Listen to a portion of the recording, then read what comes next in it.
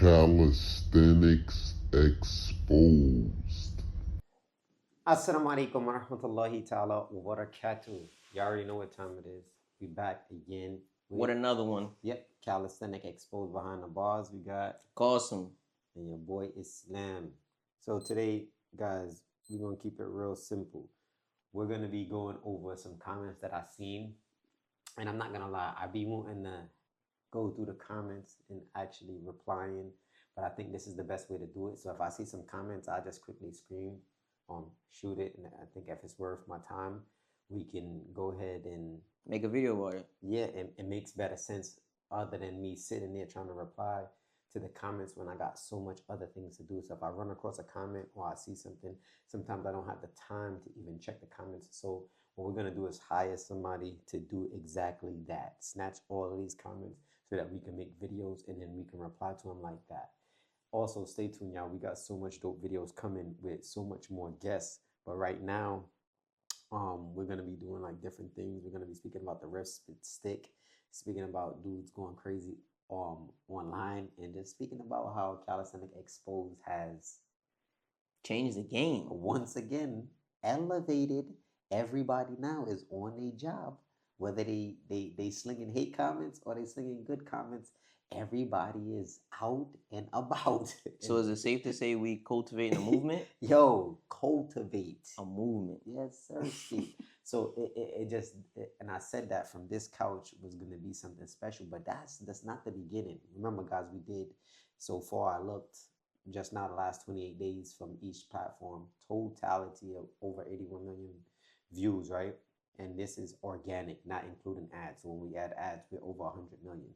So let's get into this first comment. And I'm going to put each comment on the screen. Okay, let's get to it. So the first comment says, oh, this is about Zeff. So this came from Who's the Top 5 with me, Broly, Scott Bernhard, and Akeem Supreme video. It says, Zeff doesn't need to battle. If you think tricks is calisthenics, you're lost in social media. The truth is that only a handful would be able to keep up in a simple around the world routine with Zeff. Where were y'all in 2005? Longevity alone makes Zeff him, number one, without his weighted pulls or special routines. Okay. That's interesting. Yeah. So my perspective on this is this. We said Zeff was a legend. We all agreed. Nobody ever disputed that. He's definitely in my top 5. So, okay, we all agreed that Michael Jordan is the GOAT. He's him. Or one of the GOATs. Doesn't mean he was a great teammate, though. Just two things can be true at the same time.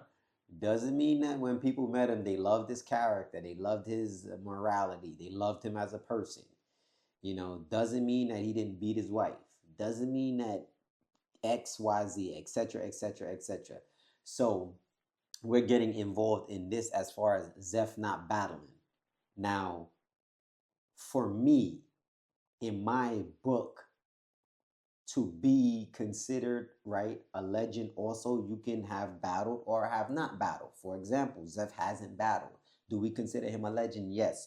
I consider him a legend based upon everybody in this era and his era doing the exact routines that he has created, time routines. This is in itself legendary. Not to mention he has 20 some odd teammates, maybe even more, that can literally do 50 pull-ups into a muscle up into 100 straight bar dips, or is it 50? Yeah, no, it's 50. It's a 50 straight bar dips. Some of them could do 100. Yeah, so a greatness on demand said this is legendary to have. Whether Zeff trained them specifically, and we all know that Zeff is not too hands-on. He does something and then you just have to follow. It's not like he's telling you breathe like this, hold your hand like this, do this like this. He's not as technical when it comes to teaching as most people, right? Shout out to Tech. Right? The technician. But we know that people watched him, observed him, and they learned from him. Sergio would even tell you this himself. You know what I'm saying? That he don't even really ask Zeff any questions. He sees and he follows, and now look at Sergio, legend as well, just by reps. So we're not saying that Zeff doesn't have to battle. right? We're not saying that. I believe he should. Just because it's gonna add on to your legacy, whether you win, lose, or draw. But if you win, it's even more that can add on to your legacy. But for me to follow a person into the battlefield, meaning he's the general and I'm the soldier, I have to had seen you kill a few niggas. like, bro, like that's the bottom line. You know what I mean? I have to had to follow you into war. I just have to have seen you kill a few dudes, and that's what I'm talking about. I'm not talking about as far as him not being, you know, legendary in routines and stuff. I'm just talking about as far as that per se. I think it would just add value to him. You know, would it make sense for him to battle now? I think yeah. It would be pay per view. Do we care if he does it or not? Are we gonna lose sleep over it? Not at all. Like, not at all. No, bro, no. And it doesn't matter that we can't meet up with him and withstand around the world with Zeff. But he's in the cult, so we know he ain't gonna battle. Yeah, that doesn't mean these park battles means nothing, right? I mean, not park battles, but these regular routines that you're doing in the park means nothing. It's like a dude shooting 1,000 jump shots and make 1,000, and then he get in the game and he go 0 for 50. And not even, he never gets in no game. Oh, yeah, you're right. Because that's basically what it is. It ain't like he got in a battle and he loses every time.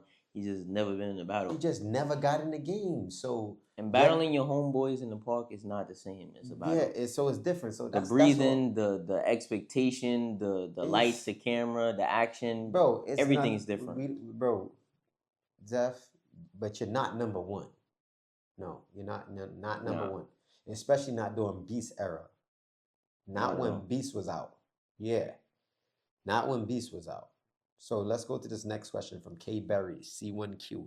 The Ripstick is a powerful little tool that fits right in your pocket. You can use it anywhere, home, gym, or even on the go.